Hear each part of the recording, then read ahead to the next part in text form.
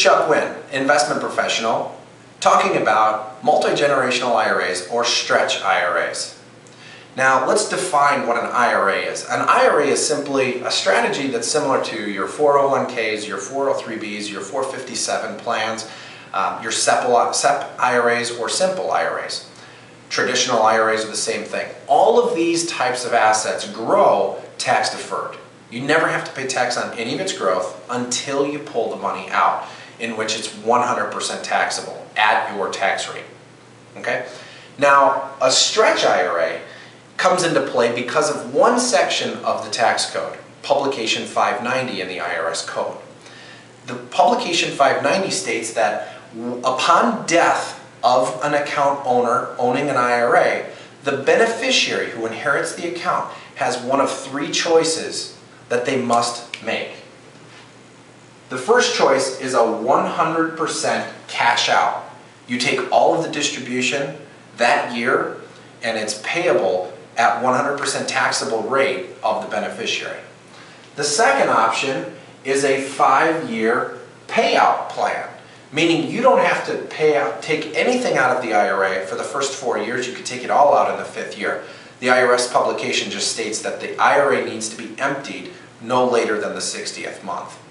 The third choice that a beneficiary could make is a required minimum distribution rate of the IRA based on the eldest beneficiary that was living when the death occurred of the original IRA owner.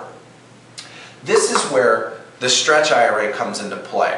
As you can imagine, I know that when you invested in that 401k or that IRA or the 403b, you liked the fact that it grew tax deferred. You didn't have to pay any income tax on any of its growth until you pulled it out.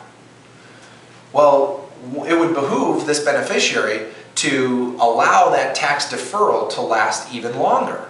So the required minimum distribution based on the eldest beneficiary is the best way to go if you want to stretch what that IRA's value or stretch the tax deferral period out as long as you can. In Ed Slott's book, Parlay Your IRA into a Family Fortune, he goes through two best case scenarios. And he just kind of describes how much money we're talking about saving for you and your family. He says that if your $100,000 IRA grows and death happens and you were to choose very carefully who your beneficiary is, in his best case scenario he chooses a 1-year-old granddaughter. Nobody can decide who you can choose as your beneficiary. You can do that.